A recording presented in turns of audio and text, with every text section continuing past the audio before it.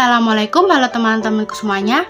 Apa kabarnya? Semoga kalian semua selalu berada dalam keadaan sehat walafiat. Bertemu lagi nih dengan aku, dan hari ini aku akan menjelaskan materi kita yang ke-6, yaitu tentang konsep manajemen pendidikan tinggi yang diampu oleh dosen Bapak Dr. Muhammad Kristiawan, MPD. Sebelumnya, perkenalkan dulu, nama aku Adinda Dwi Anggraini dari kelas 1A dengan NPM A1G 022030, mata kuliah pengelolaan pendidikan, program studi pendidikan guru sekolah dasar, Fakultas Keguruan dan Ilmu Pendidikan Universitas Bengkulu. Jadi teman-teman, kemarin kita udah bahas mengenai konsep manajemen di sekolah dasar dan juga konsep manajemen di sekolah menengah. Nah, hari ini kita akan lanjut ke materi tentang konsep dasar pendidikan tinggi dan perguruan tinggi. Jadi di sini aku akan jelasin ke teman-teman sekalian apa sih bedanya antara pendidikan tinggi dan perguruan tinggi.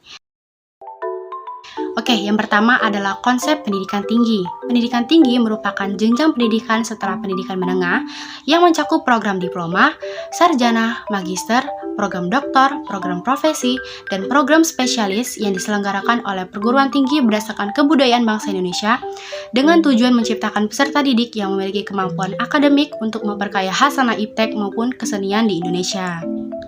Nah, untuk pembagian pendidikan tinggi itu sendiri, teman-teman bisa lihat di bagian berikut ini.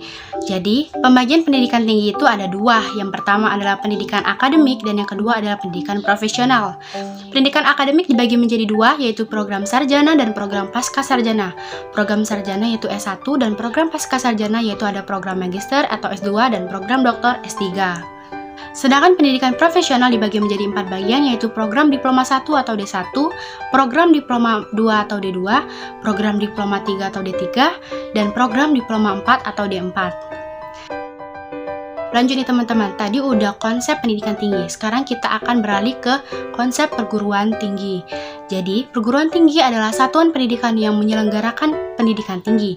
Nah, perguruan tinggi menyelenggarakan pendidikan tinggi atau pembelajaran, penelitian, serta pengabdian kepada masyarakat. Nah, teman-teman, ternyata satuan pendidikan dalam perguruan itu banyak loh. Bukan hanya universitas saja. Nah, apa aja sih satuan pendidikan dalam perguruan tinggi tersebut? Yuk, simak penjelasan dari aku. Yang pertama adalah akademi.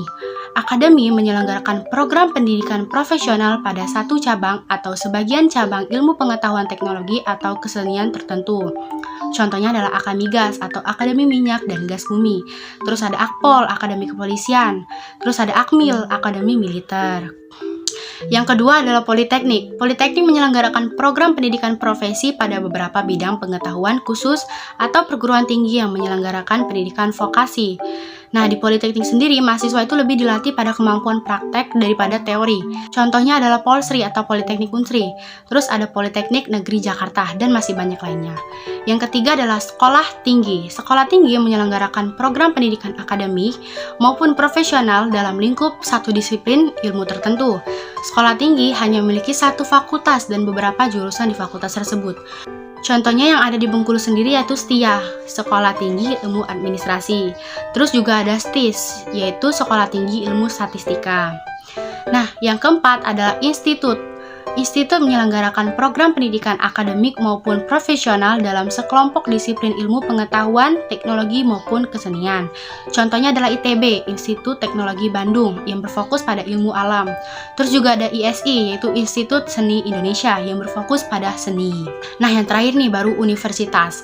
Universitas menyelenggarakan program pendidikan akademik maupun profesional dalam beberapa disiplin ilmu pengetahuan, teknologi maupun kesenian tertentu.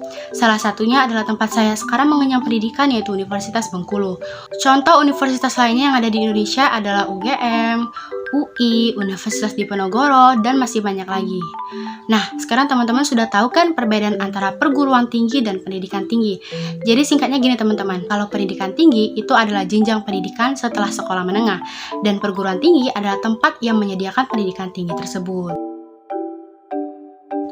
Oke, kita lanjut ke materi selanjutnya, yaitu tentang penyelenggaraan pendidikan tinggi yang diatur dalam Peraturan Pemerintah Nomor 60 Tahun 1999 tentang pendidikan tinggi, yang menyatakan bahwa penyelenggaraan perguruan tinggi yang dilakukan oleh masyarakat haruslah berbentuk yayasan atau badan yang bersifat sosial politik. Lanjut ya teman-teman, sekarang kita masuk ke materi yang ketiga, yaitu tentang manajemen perguruan tinggi yang menyangkut fungsi-fungsi dalam manajemen. Nah, sebenarnya materi tentang fungsi-fungsi manajemen ini sudah aku bahas secara tuntas di videoku yang ketiga dengan judul fungsi-fungsi dalam manajemen. Jangan lupa videonya dicek dulu ya teman-teman. Nah, yang membedakannya, di sini aku akan jelasin ke teman-teman sekalian bagaimana jalannya fungsi-fungsi manajemen tersebut pada perguruan tinggi. Baiklah, yang pertama adalah perencanaan yang berfokus pada perencanaan program kerja dan program anggaran. Yang kedua adalah perorganisasian yang berfokus pada pengisian staf yang sesuai untuk setiap tugas ataupun kedudukan.